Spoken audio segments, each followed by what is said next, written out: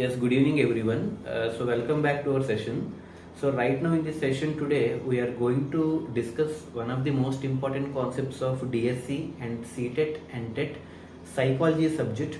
The topic which we are going to discuss right now in this session is about Jerome S. Bruner's theory. Okay, simple గా దీన్ని మనం psychology subject లో బ్రూనర్స్ theory అని చెప్పి అంటారు అనమాట. ఏ థియరీ అంటే బ్రూనర్స్ థియరీ. అతని యొక్క ఫుల్ నేమ్ వచ్చి జీరోమ్ ఎస్ బ్రూనర్, సింపుల్గా జేఎస్ బ్రూనర్ అని అంటారు అనమాట. అతను ఏమంటారు? JS Bruner, Jerome S Bruner, American psychologist అనమాట. అయితే దీనికంటే ముందు మన యొక్క ప్రీవియస్ వీడియో క్లాసెస్ కనుక చూస్తే ఆల్రెడీ మనం కొన్ని థీరీస్ అన్నవి కవర్ చేసుకోవడం జరిగింది. అందులో ఫస్ట్ థియరీ వచ్చేటప్పటికి క్లాసికల్ కండిషనింగ్ థియరీ. ఇవన్నీ కూడా చాలా క్లారిటీగా క్లియర్గా చెప్పడం జరిగింది. సో ఫస్ట్ థియరీ ఏంటంటే classical conditioning theory which was proposed by Ivan Pavlov of Russian country and he conducted experiment on dog. కాబట్టి దానికి CID అనే ఒక షార్ట్ కట్ చెప్పాను, గుర్తుపెట్టుకోమని. Classical conditioning theory even Pavlov dog మీద చేశాడు.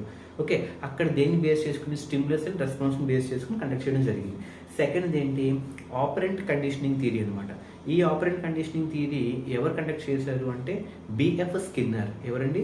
BF Skinner. అతను ఏ యానిమల్ మీద ప్రయోగం చేశాడు అంటే ర్యాట్ మీద అనమాట. కాబట్టి OBR అనే కోడ్ చెప్పాను. O అంటే ఏంటి? ఆపరెంట్ కండిషనింగ్ థియరీ, B అంటే బిఎఫ్ స్కిన్నర్, అలాగే R అంటే ర్యాట్ మీద. కాబట్టి CID అలాగే OBR. దాని తర్వాత క్లాసికల్ కండిషనింగ్కి అలాగే ఆపరెంట్ కండిషనింగ్ కొన్ని డిఫరెన్సెస్ కూడా చెప్పుకున్నాం. సో క్లాసికల్ కండిషనింగ్ అయితే స్టిమ్యులస్ నుంచి రెస్పాన్స్ వస్తుంది, ఆపరెంట్ కండిషనింగ్ అయితే రెస్పాన్స్ నుంచి స్టిమ్యులస్కి వెళ్తుంది. అలాగే ఆపరెంట్ కండిషనింగ్కి మరొక పేరు ఇన్స్ట్రుమెంటల్ కండిషనింగ్ అని కూడా చెప్పాను. అంటే ఒక క్విక్ రివిజన్లో చేస్తాను అనమాట. ఆపరెంట్ కండిషనింగ్ మరొక పేరు ఇన్స్ట్రుమెంటల్ కండిషనింగ్ అని కూడా చెప్తారనమాట. అయితే ఆ థియరీ ప్రకారంగా దాని యొక్క మెయిన్ ఆబ్జెక్టివ్ ఏంటంటే ఒక లివింగ్ ఆర్గానిజంలో ఒక బిహేవియర్ అన్నది రివర్స్ ద్వారా కానీ పనిష్మెంట్ ద్వారా కానీ మార్పు అనేది వస్తుంది అని చెప్పడమే ఆపరెంట్ కండిషనింగ్. తర్వాత ట్రయల్ అండ్ ఎర్రర్ థియరీ కూడా మనం డిస్కస్ చేసుకోవడం జరిగింది, which was proposed by Edward Lee Thorndike, EL Thorndike అనమాట. అతను దేని మీద చేశాడు? క్యాట్ మీద చేశాడు అనమాట.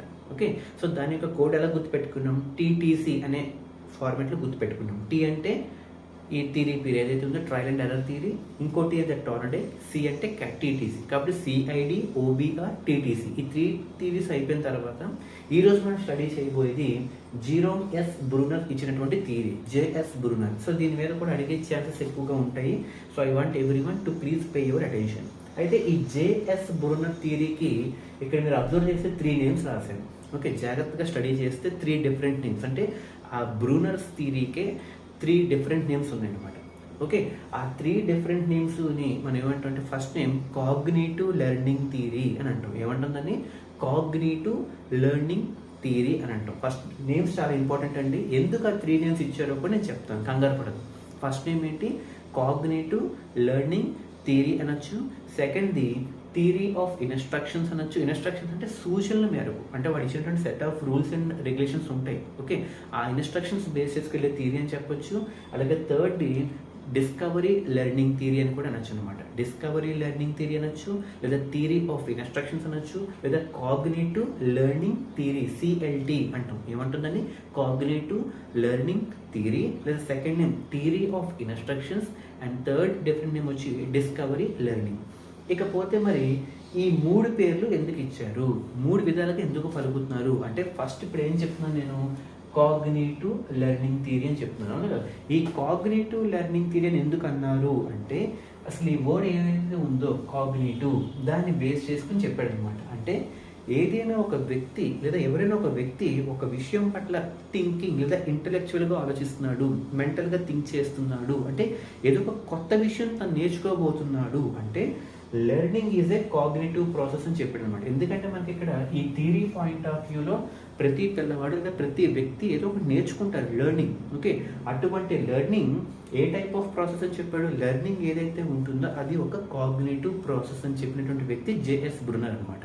Learning is a cognitive process అంటే మనం ఏదైనా ఒక విషయం మనం నేర్చుకుంటున్నాము, తెలుసుకుంటున్నాము అంటే ఫర్ ఎగ్జాంపుల్ ఒక విషయం గురించి నేర్చుకుంటానంటే దాని గురించి నేను ఆలోచిస్తున్నాను. ఆలోచించడం అంటే ఏంటి? అక్కడ కాగ్నిటివ్ ప్రాసెస్ ఆల్రెడీ నా మైండ్లో జరుగుతుంది. కాబట్టి learning is a cognitive process అని చెప్పాడు అనమాట. ఓకే, అలాగే ఆ cognitive is a continuous process అని కూడా చెప్పాడు అనమాట. అంటే లెర్నింగ్ అన్నది ఒక కాగ్నిటివ్ ప్రాసెస్ అయితే అటువంటి కాగ్నిటివ్ ఎలా ఉండాలి? కంటిన్యూగా ఉండాలి. ఫర్ ఎగ్జాంపుల్ ఒక టాపిక్ చెప్పాను. ఫర్ ఎగ్జాంపుల్ మ్యాథమెటిక్స్లో ఒక ట్రిగ్నోమెట్రీ ఉంది. ఆ ట్రిగ్నోమెట్రీని నేర్చుకుని ఒక సమ్ చేయాలంటే ఫస్ట్ నేను మైండ్లో థింక్ చేస్తాను. అంటే ఆ లెర్నింగ్ అనేది ఆ కాగ్నిటివ్ స్టార్ట్ అవుతుంది. ఆ సమ్ అయ్యేంతటి వరకు కూడా ఆ స్టెప్స్ ఏవైతే ఉన్నాయో అన్నీ నా మైండ్లో తిరుగుతూనే ఉంటాయి. అంటే ఆ సమ్ స్టార్టింగ్ దగ్గర నుంచి ఆ సమ్ ఎండ్ అయ్యే వరకు నెక్స్ట్ ఏ స్టెప్ వేయాలి, నెక్స్ట్ ఏ ఫార్ములా బేస్ చేసుకుని వెళ్ళాలి. అంటే ఒక్కసారి ఆ లెర్నింగ్ కాగ్నిటివ్లోకి దిగిన తర్వాత కాగ్నిటివ్ టిల్ ద ఎండింగ్ వరకు అది ఎలా ఉంటుంది, కంటిన్యూస్ ప్రాసెస్ అనమాట. కాబట్టి లెర్నింగ్ అనేది ఒక కాగ్నిటివ్ ఏమో కంటిన్యూస్. అంటే A equal to B equal to C. The simplest set A equal to C అని చెప్పొచ్చు. అవునా కదా? అంటే లెర్నింగ్ అనేది కాగ్నిటివ్ అయితే, కాగ్నిటివ్ అనేది కంటిన్యూస్ అయితే లెర్నింగ్ కంటిన్యూస్ అయినట్టే కదా ఇప్పుడు. అవునా? అంటే మన జీవితాంతం లైఫ్లో ఏదో ఒకటి నేర్చుకుంటూనే ఉంటాము. Learning is a continuous process. ఇది మనకి లెర్నింగ్ కాన్సెప్ట్ మళ్ళీ చెప్తాను. ఇది one of the most important characteristics of లెర్నింగ్లోకి వస్తుంది. అవునా కదా?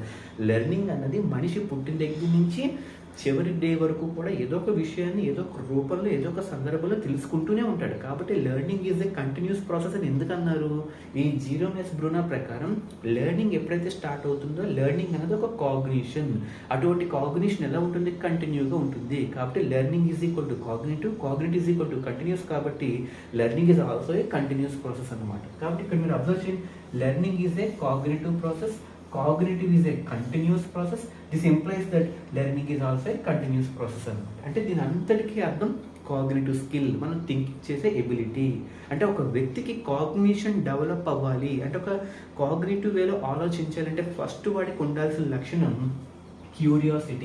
Curiosity is the starting source and head of the cognition. అంటే ఇది కూడా వెరీ వెరీ ఇంపార్టెంట్ బిట్.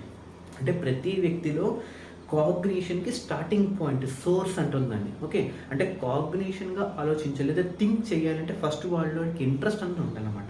ఆ ఇంట్రెస్ట్ మనం ఏమంటాం? క్యూరియాసిటీ అంటాం, ఆతృత.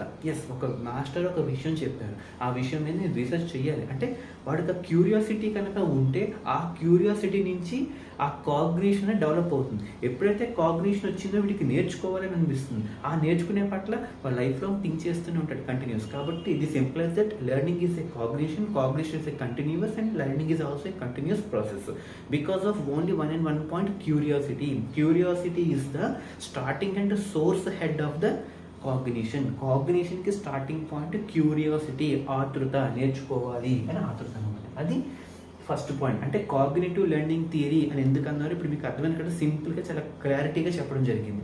అంటే కాగ్నిటివ్ లెర్నింగ్ థియరీ అంటే దీని ప్రకారంగా చెప్పారనమాట. అయితే ఇప్పుడు అతను ఏం చెప్తున్నాడు? లెర్నింగ్ ఏదైతే ఉందో ఫస్ట్ పాయింట్ ఏం చెప్పాను? Learning is a cognition. నేర్చుకుంటున్నాము అంటే ఒకటి మనం థింక్ చేస్తున్నాము అని అర్థం. అయితే ఆ నేర్చుకోవడం కూడా మనకి 3 డిఫరెంట్ మోడ్స్ చెప్పాడు. ఇది చాలా చాలా చాలా ఇంపార్టెంట్ కాన్సెప్ట్. అంటే I want everyone to please note down. Okay, ఆ నేర్చుకోవడం కూడా ఆ లెర్నింగ్ ఏదైతే ఉందో 3 డిఫరెంట్ మోడ్స్లో ఉంటాయి అని చెప్పాడు అనమాట. ఎవరు? JS Bruner. He suggested that learning is a cognition is a continuous such that learning is also a continuous process where the curiosity plays very important role which acts as a source head of the cognition.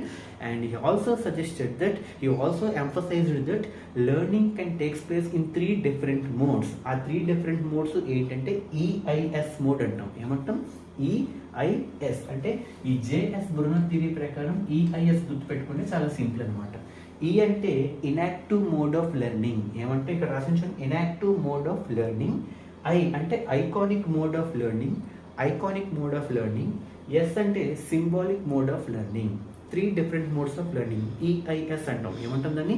EIS. అందులో E అంటే enactive mode of learning, I అంటే iconic mode of learning, S అంటే symbolic mode of learning. ఈ 3 different మోడ్స్లో పిల్లవాడు ఒక person అన్నది నేర్చుకోవడం జరుగుతుంది. లెర్నింగ్ 3 డిఫరెంట్ మోడ్స్ అంటాం దాన్ని. అందులో ఫస్ట్ది ఇన్యాక్టివ్ మోడ్ అంటే ఏంటి? E అంటే ఏంటంటే ఏ లెర్నింగ్లో అయితే, మీరు జాగ్రత్తగా వినండి, వాళ్ళు పక్కన రాశాను, ఏ లెర్నింగ్లో అయితే అంటే ఇన్యాక్టివ్ మోడ్ అని చెప్తున్నాను కదా, ఏ లెర్నింగ్లో అయితే ఒక పిల్లవాడు యాక్టివిటీస్ ద్వారా కానీ, యాక్షన్స్ ద్వారా కానీ, రోల్ ప్లేస్ ద్వారా కానీ, ప్లేస్ ద్వారా కానీ, లేదా ఒక కాంక్రీట్ టచ్ అయ్యి ఫీల్ అయ్యి చేస్తాడో అటువంటి టైప్ ఆఫ్ లెర్నింగ్స్ని ఇన్యాక్టివ్ మోడ్ ఆఫ్ లెర్నింగ్ అంటారు. మళ్ళీ చెప్తాను వినండి, ఏం పర్లేదు.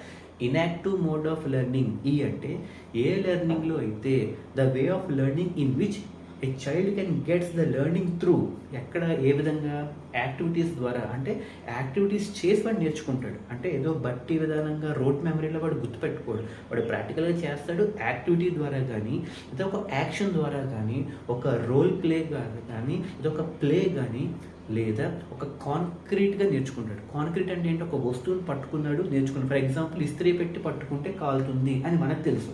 వాడికి ఎప్పుడు తెలుస్తుంది? అది వేడిగా ఉన్నప్పుడు కూర్చోవడం, పట్టుకోవడం చేస్తే ఇది కాలుతుంది అనమాట అని చెప్పి వాడు కాంక్రీట్గా ఫీల్ అవుతాడు, which he can be able to touch and sense. Okay, అటువంటి టైప్ ఆఫ్ లెర్నింగ్ మనం ఇన్యాక్టివ్ మోడ్ ఆఫ్ లెర్నింగ్ అంటాం. ఇన్యాక్టివ్ మోడ్ ఆఫ్ లెర్నింగ్ అంటే the type of learning where the child can learn through activities, actions, role plays or by touching the concrete things. అటువంటి type of లెర్నింగ్ని enactive mode of learning అంటాం. అలాగే second ఏంటి? Iconic mode of learning. Iconic mode of learning అంటే ఏ type of లెర్నింగ్లో అయితే పిల్లలు images ద్వారా, pictures ద్వారా, టెక్స్ట్ బుక్లో కొన్ని పిక్చర్స్, టేబులర్ ఫామ్స్, డయాగ్రామ్స్ ఇవన్నీ ఉంటాయి, అవునా కదా? అంటే వాటిని మనం టచ్ చేయలేం, బట్ డైరెక్ట్గా మనం విజువలైజ్ చేసుకోగలం, అంటే చూసుకోగలం, మైండ్లో ఒక పెర్సెప్షన్ ఫామ్ చేసుకోగలం ప్రత్యక్షంగా, అవునా కదా? అంటే ఒక పెర్సెప్షన్ ఫామ్ అవుతుంది. ఎప్పుడు ఫామ్ అవుతుంది? నువ్వు ఆ బుక్లో ఉన్నటువంటి ఇమేజెస్, పిక్చర్స్ లేదా టేబులర్ ఫామ్స్, కంటెంట్, డయాగ్రామ్స్ ఎప్పుడైతే చూస్తావో ఆ విజువలైజేషన్ ఎప్పుడైతే జరుగుతుందో పిక్స్ కానీ, ఇమేజెస్ ద్వారా కానీ వాడు ఎంతో కొంత నేర్చుకుంటాడు అనమాట. ఓకే, దాన్ని మనం ఐకానిక్ వే ఆఫ్ లెర్నింగ్ అంటాం. ఓకే, అంటే ఎక్కువగా చిన్నపిల్లలు, మనం ఫర్ ఎగ్జాంపుల్ చిన్నపిల్లలు ఉంటారు, చిన్నపిల్లలు ఫర్ ఎగ్జాంపుల్ ఇట్రా అంటూ ఉంటాం, అంటే మనం సైగ చేస్తాం. అంటే ఫర్ ఎగ్జాంపుల్ ఒక చిన్నపిల్లవాడు అక్కడ ఎక్కడో నించున్నప్పుడు తను ఇలా రా అని చెప్పి మనం ఇలాగ చేతితో ఒక సైగ చేస్తూ ఉంటాం. అంటే ఇలా సైగ చేస్తున్నాం అంటే ఏంటి? అక్కడ ఒక యాక్టివిటీ చేస్తున్నాం, లేదా ఒక కాంక్రీట్గా దగ్గరికి టచ్ చేస్తున్నాం, లేదా ఒక సైగ చేస్తున్నాం, ఒక యాక్షన్ చేస్తున్నాం. అంతేందుకు చిన్నపిల్లల దగ్గరికి వెళ్ళి మనం ఇలా ఏడుస్తున్నట్టుగా కళ్ళల్లో నలిపాను, వాళ్ళు కూడా ట్రై చేస్తారు. అంటే ఈ చిన్న పిల్లల్లో ఎస్పెషల్లీ కనబడేది ఇన్యాక్టివ్ టైప్ ఆఫ్ లెర్నింగ్ అనమాట. ఇకపోతే ప్రైమరీ స్కూల్ పిల్లల్లోకి వచ్చేటప్పటికి కనబడేది ఐకానిక్ లెర్నింగ్. ఫర్ ఎగ్జాంపుల్, ఇప్పుడు ఎంత కాదనుకున్నా ఒక ఫోటోసింథసిస్ లేదా water cycle, evaporation, transportation, sunlight, precipitation, వర్షం పడుతుంది ఇలా చెప్తాం. బట్ అదే ఆ కాన్సెప్ట్ని ఒక 4th క్లాస్ 5th క్లాస్ పిల్లలకు ఒక డయాగ్రామ్ వేసి చూపించాను అనుకోండి, అంటే ఒక ఇమేజ్ ద్వారా కానీ, ఒక పిక్ ద్వారా కానీ, ఒక విజువలైజేషన్ ద్వారా కానీ ఒక చూపించాను అనుకోండి, వాళ్ళ మైండ్లోకి ఎక్కేస్తున్నా వాటర్ సైకిల్ అంటే ఇలా ఉంటుందా, evaporation, transportation, condensation, precipitation, humidity, rainfall, ground flow, ఇలా డిఫరెంట్ స్టేజెస్ ఉంటాయి వాటర్ సైకిల్ అని చెప్పి వాడికి ఇమేజెస్ ద్వారా కానీ, పిక్ ద్వారా కానీ, విజువలైజ్ ద్వారా కానీ చూపిస్తే వాడి మైండ్లోకి అది ఎక్కుతుంది. అంటే చిన్నపిల్లలతో పోలిస్తే ప్రైమరీ లెవెల్ స్కూల్ పిల్లల్లో, అంటే 3 to 11 years ఉన్నటువంటి పిల్లల్లో ఎక్కువగా మనకి ఐకానిక్ మోడ్ ఆఫ్ లెర్నింగ్ కనబడుతుంది. ఇక చిన్నపిల్లలు అంటే 1 నుంచి 3 years మధ్య ఉన్న చిన్నపిల్లలకి మనం సైకిల్ ద్వారా, యాక్షన్ ద్వారా చేస్తే వాళ్ళలో ఇన్యాక్టివ్ మోడ్ లెర్నింగ్ కనబడుతుంది. ప్రైమరీ స్కూల్ పిల్లలలో ఐకానిక్ మోడ్ ఆఫ్ లెర్నింగ్ కనబడుతుంది. ఇంకొంచెం మెచ్యూరిటీ వచ్చి పెద్ద పిల్లలు ఎవరైతే ఉన్నారో వాళ్ళలో సింబాలిక్ మోడ్ ఆఫ్ లెర్నింగ్ కనబడుతుంది. అంటే సింబాలిక్ మోడ్ ఆఫ్ లెర్నింగ్ అంటే ఏంటి? సింబల్స్ ద్వారా కానీ, ఫర్ ఎగ్జాంపుల్ ఇప్పుడు ట్రాఫిక్ సిగ్నల్స్ ఉన్నాయి. ఫర్ ఎగ్జాంపుల్ మనం 18 years దాటాక మనం ఒక డ్రైవింగ్ టెస్ట్కి వెళ్ళాలన్నా, ఒక లైసెన్స్ రావాలన్నా ఫస్ట్ మనం అప్లై చేస్తాం, మనకి ఎగ్జామ్కి అటెండ్ అవ్వమంటాడు. ఎగ్జామ్కి అటెండ్ అవ్వముందు అన్నప్పుడు మనకి ట్రాఫిక్ సిగ్నల్స్ అని చూపించి మనం నేర్చుకుంటాం. అంటే మనం ఇంప్లిమెంట్ చేయం, బట్ అక్కడ చార్ట్ మీద, డిస్ప్లే బోర్డు మీద చూస్తాం మనం. అవన్నీ అంటే సింబాలిక్ లెర్నింగ్, అంటే అవన్నీ మనం గుర్తుపెట్టుకుని ఎగ్జామ్కి వెళ్తాం అనమాట.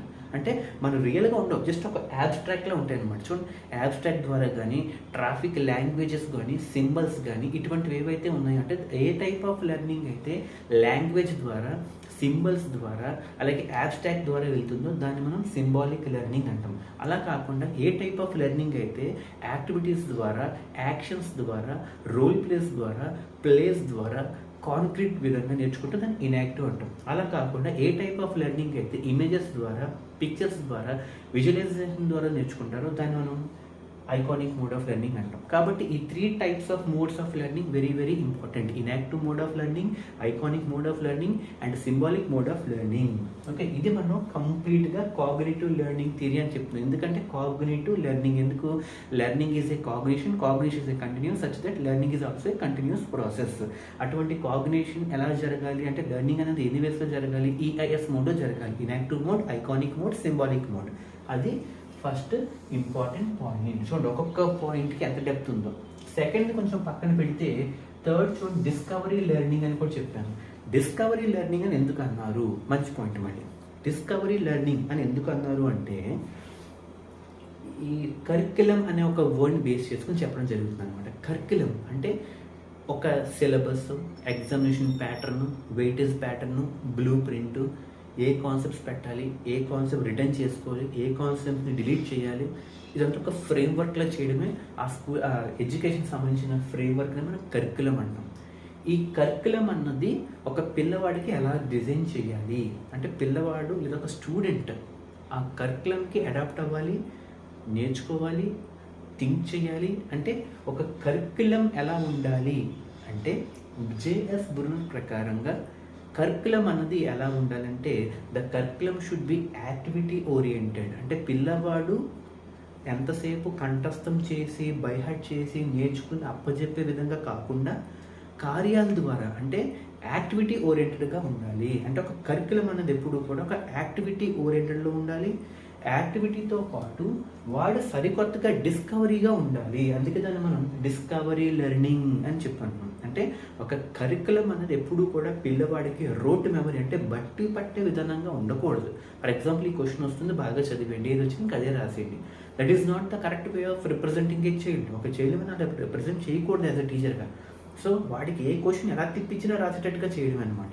దాన్ని మనం యాక్టివిటీ మోడ్ ఆఫ్ లెర్నింగ్ అంటాం. అంటే కరిక్యులం అనేది ఎప్పుడూ కూడా యాక్టివిటీ బేస్డ్ అయి ఉండాలి. యాక్టివిటీతో పాటు పిల్లాడిలో డిస్కవరీ మోడ్ని కూడా యాక్టివేట్ చేయాలి. అంటే యాక్టివిటీ విత్ డిస్కవరీ ఉంది కాబట్టి ఈ రెండింటిని బేస్ చేసి కరిక్యులం అలా ఉండాలి అని చెప్పాడు కాబట్టి డిస్కవరీ లెర్నింగ్ అని కూడా అంటారు అనమాట. ఏమంటారు దాన్ని? Discovery learning theory, cognitive learning theory and అలాగే ఇంకొకటి థియరీ ఆఫ్ ఇన్స్ట్రక్షన్స్. ఇన్స్ట్రక్షన్స్ అంటే ఏంటి? సూచనలు. అంటే ఒక నేర్చుకోవాలి అంటే సింపుల్గా బ్లైండ్గా నేర్చేసుకోవడం కాదు. ఫస్ట్ మనం ఏం చేయాలి? ఏదైతే నేర్చుకోబోతున్నామో దాన్ని మనం యాక్విజిషన్ చేయాలి. యాక్విజిషన్ అంటే పొందాలి, మనం అక్వైర్ చేసుకోవాలి. అంటే ఇన్స్ట్రక్షన్లో ఫస్ట్ పాయింట్ యాక్విజిషన్ జరగాలి. యాక్విజిషన్ జరిగిన తర్వాత దాన్ని మనం మైండ్లో ట్రాన్స్ఫార్మ్ చేసుకోవాలి. న్యూ నాలెడ్జ్ కింద ట్రాన్స్ఫార్మ్ చేసుకోవాలి. ఫస్ట్ది యాక్విజిషన్, సెకండ్ ట్రాన్స్ఫర్మేషన్.